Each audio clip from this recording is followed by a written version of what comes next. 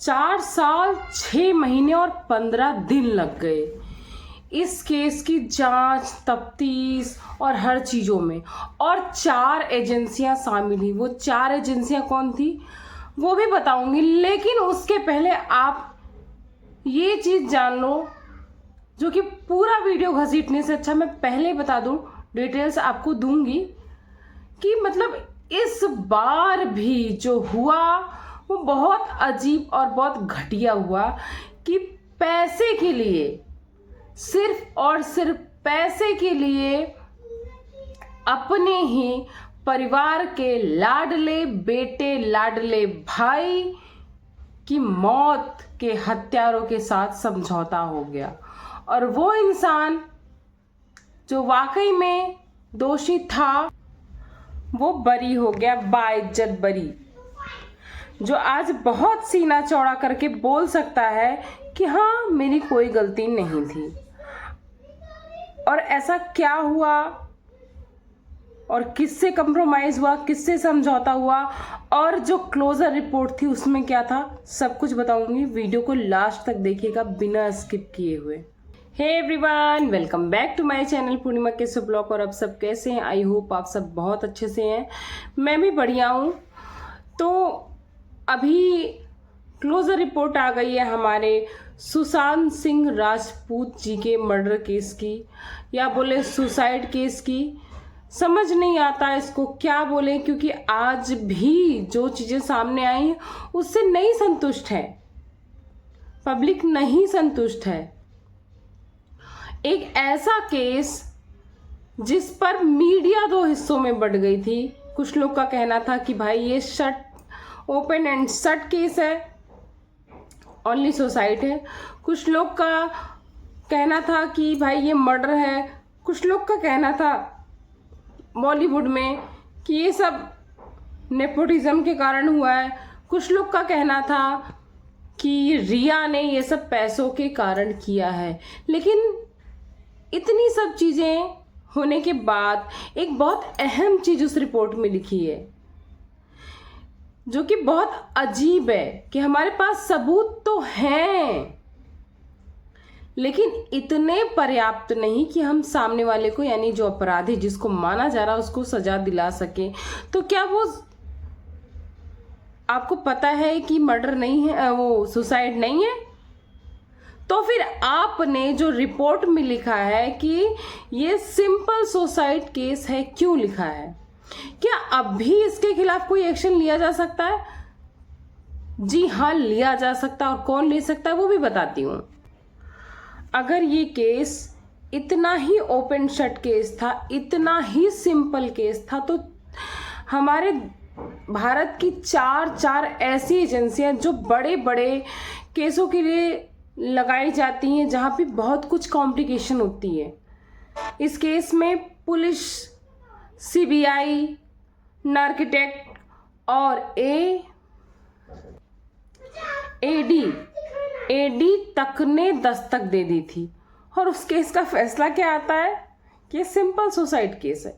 क्या ये फैसला सही दिखा रहे हैं या फिर ट्विस्ट कर दिया हर चीज़ों को?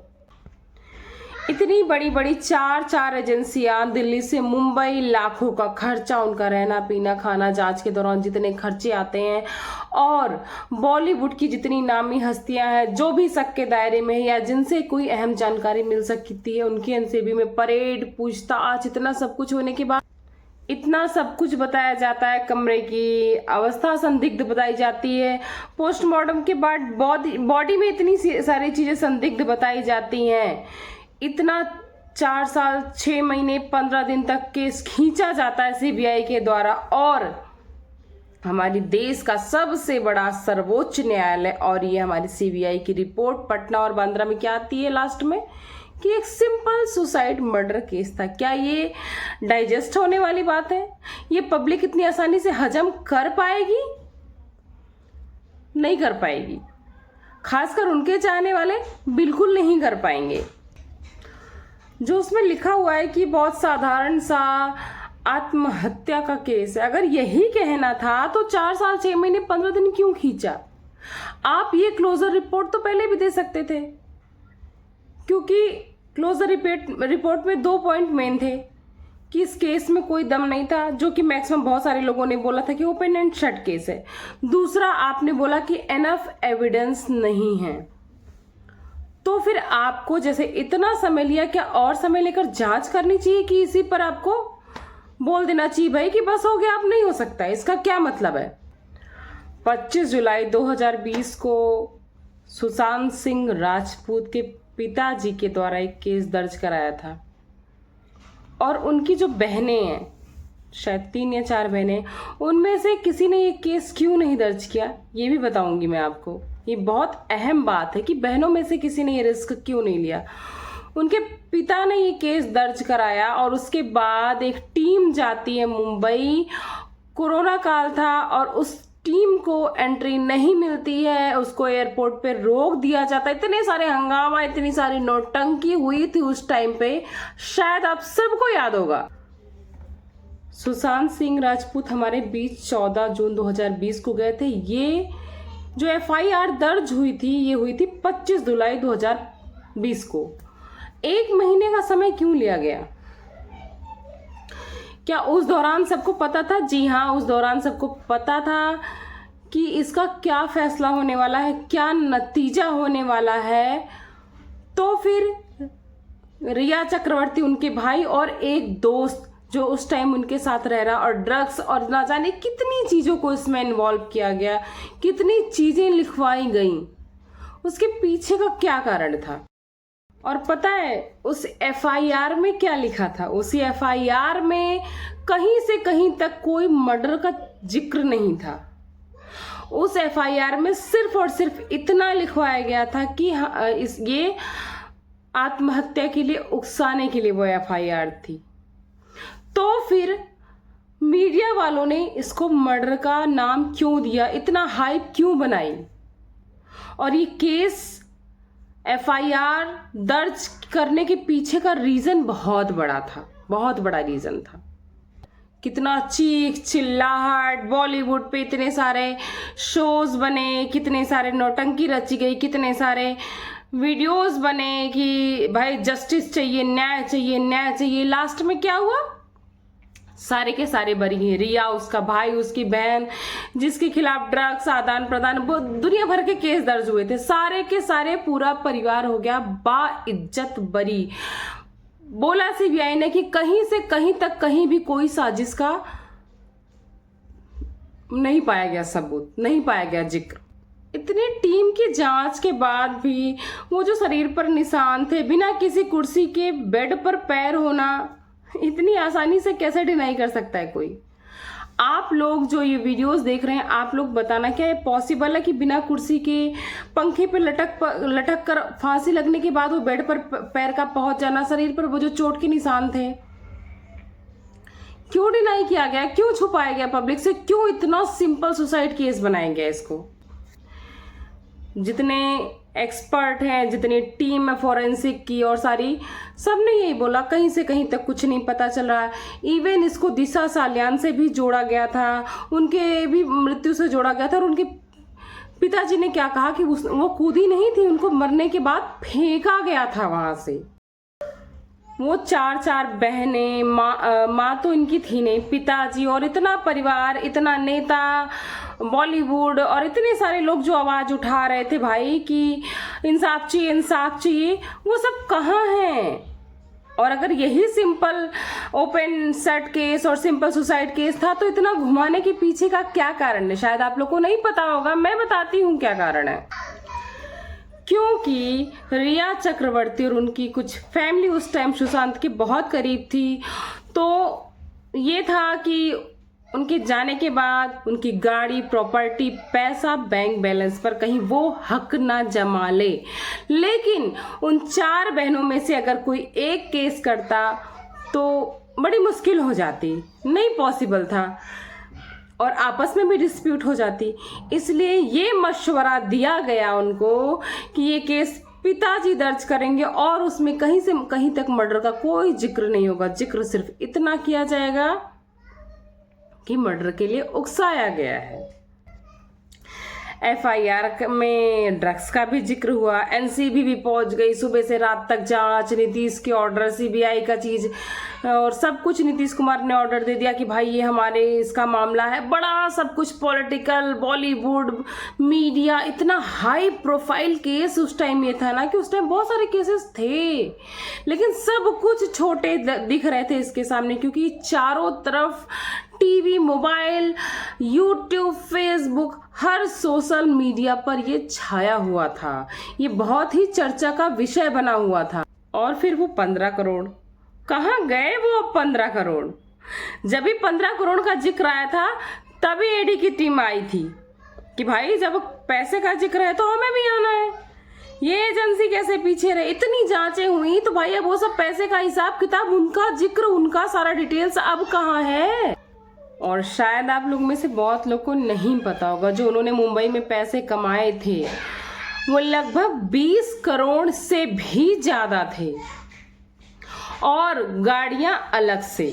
अगर कोई एक बहन केस लड़ती तो ऐसा डर था कि वो उसको पूरा मिल जाता या उस पर वो हक जमाती, इसलिए ये पिताजी ने सब कुछ इतना घुमाया, ट्विस्ट किया, और लास्ट में उन पैसों का बंटवारा उन चारों बहनों के बीच में हुआ है। हुआ होगा नहीं, हुआ है, और सब कुछ शान, सब बाइज्जत बरी, और केस चला गया ठंडे बस्ते में। मतलब केस खत्म, कुछ नहीं था। लोग इतनी आसानी से कंप्रोमाइज कर लिए भाई कि जिसको जाना है जाए, लेकिन पैसा नहीं जाना चाहिए। अब क्यों नहीं इंसाफ मांग रहे? जो बहनें इतना आगे आ रही थी, इतना बढ़ चढ़ कर हिस्सा, बयानबाजी, ये वो सब कुछ कर रही थी, अब वो कहीं दिख ही नहीं रही हैं, उनका कोई ओपिनियन ही नहीं आ रहा है। क्यों भाई? बहनें अगर एक करती तो ना इंसाफी होती, लेकिन पिता गार्जियन था तो सब कुछ कर सकता था।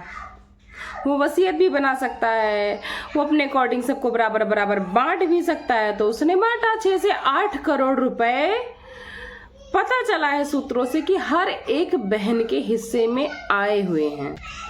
पहले लोग पुलिस पर भरोसा नहीं कर रहे थे, फिर केस CBI को दिया गया। अब CBI ने क्या किया वो आप सबके सामने है। उसने जांच किया, सब कुछ किया। क्या अब लोगों का CBI, सुप्रीम कोर्ट से भी भरोसा उठ जाएगा? क्योंकि आज भी बहुत सारे लोग हैं जो बिल्कुल भी सहमत ही नहीं हो रहे हैं इस फैसले से। और इस केस में जो आई है क्लोजर रिपोर्ट, इसमें कुछ लोगों ने गुमराह भी किया। मैं ये भी बता दूं, कुछ लोगों का कहना है, उन्होंने बोला हमारे पास एविडेंस नहीं है, और जो उसका लिखित अभी तक आया है सामने, वो देखने के बाद उसमें साफ साफ ये लिखा हुआ है कि कोई एविडेंस कुछ है ही नहीं, कोई मैटर ही नहीं है, बहुत सिंपल सुसाइड केस है। अब इसके बाद क्या हो सकता है, जो मैंने स्टार्टिंग में बोला था मैं बता दूं। ये क्लोजर रिपोर्ट आंध्रा और पटना कोर्ट में गई है। अब वो चाहें तो इस पर फाइनल रिपोर्ट होल्ड कर सकते हैं कि इस क्लोजर रिपोर्ट में कुछ चीज़ें हैं जो मैंने बताया कि एविडेंस हैं, पर वो पर्याप्त नहीं, इसलिए सजा नहीं दे सकती। उसके बिहाफ पर इस जांच को कंटिन्यू रखें, उसके बाद इसका फैसला फिर आएगा, और भी जो उनको टीम लगे उसको हायर कर सकते हैं, या फिर इसको ही आखिरी क्लोजर मान सकते हैं। और दूसरा ये बोल सकती भाई आप सही कह रहे हो, जो है सही है, या फिर वो बोल सकती भाई इसको और जांच करो, इस पर और इस मुकदमे को रीओपन करो, फिर से एक आरोप पत्र दायर कर सकते हैं। इस टाइप का कोई पत्र होता, मुझे एग्जैक्ट वर्ड अभी नहीं याद आ रहा, मैंने देखा था। तो भाई जो भी है, लेकिन आप लोग बताना क्या आप लोग इस क्लोजर रिपोर्ट, या फिर, और मुझे जहां तक 99% चांसेस कि इसको ही क्लोजर रिपोर्ट माना जाएगा। अब मैंने जो बोला अभी जस्ट कि मैक्सिमम चांसेस यही है कि इसको आखिरी फैसला मान लिया जाएगा और यही खत्म हो जाएगा, और 10% या हम बोले 1% चांसेस हैं कि इस जांच को फिर से कंटिन्यू कराया जाए। हालांकि अब चांस ही नहीं है, पैसे बढ़ चुके हैं, सब कुछ हो चुका है, सारा सब कुछ फाइनल हो चुका है। अब दिखावे के लिए जो भी हो मुझे नहीं पता, वेट करेंगे। आप लोग बताना क्या आप लोग इस फैसले से संतुष्ट हो? मैं तो बिल्कुल भी नहीं हूँ, और मुझे लगता बहुत सारे मैक्सिमम लोग नहीं हैं। आप लोग अपनी राय ज़रूर देना। और वाकई में ये ऐसा बंदा था जिसने सबके दिल में जगह बना ली थी। बहुत दुख हुआ कि ऐसे लोग इतनी आसानी से कैसे जाने दे सकते हैं। पता नहीं, जो भी हो, शायद मैं गलत हूँ, लेकिन हाँ, लास्ट में एक बात बोलूँगी कि आप कभी भी मीडिया की कोई रिपोर्ट, कोई वीडियो, किसी भी केस पर भरोसा मत करना, क्योंकि कब केस कहाँ से कहाँ पलट जाए, कौन सी कहानी सुना दें, कुछ भरोसा नहीं होता। आप मेरठ में ही देख लो, जो हत्याकांड हुआ है उसमें ना अलग अलग पत्रकार अलग अलग बयान दे रहे हैं। उनके माता पिता की एक छोटी सी आपको बता देती हूँ। कोई कहता है कि ये उनकी मौसी से शादी किए थे, वो मर गई, ये मौसी है, कोई कहता है ये सौतेली है, वो पहली वाली सगी थी, जबकि ये तो डीएनए टेस्ट कराने को भी तैयार है भाई। कोई कुछ कहता है, कोई बोलता है कि बच्चा जो बच्ची थी उसने बताया कि मेरे पापा ड्रम में हैं, और कोई ये कहता है, कोई नहीं, उनके माँ बाप खुद कह रहे हैं कि बच्चा मेरे पास था उस वक्त। कब क्या पलट जाए कुछ पता नहीं है। जो हमें दिखता है हम वही मान लेते हैं, लेकिन एक केस में 72 तरह के वीडियो बनते हैं। तो आप उन पर भरोसा करें जिसको आप अपना भी दिमाग लगाइए और खुद सर्च करके उसको रिलेट कर पाइए, कहानियों पर नहीं। आजकल मीडिया सच्चाई कम, कहानियां ज़्यादा परोसती है, क्योंकि उसको टीआरपी चाहिए, और जितना ट्विस्ट करेगी, जितना सजा धजा कर पेश करेगी, उतनी तो टीआरपी आएगी। तो चलिए, मिलती हूँ आपको नेक्स्ट वीडियो में। अपनी राय ज़रूर दीजिएगा। Thanks for watching Purnima Christo blog. Bye bye.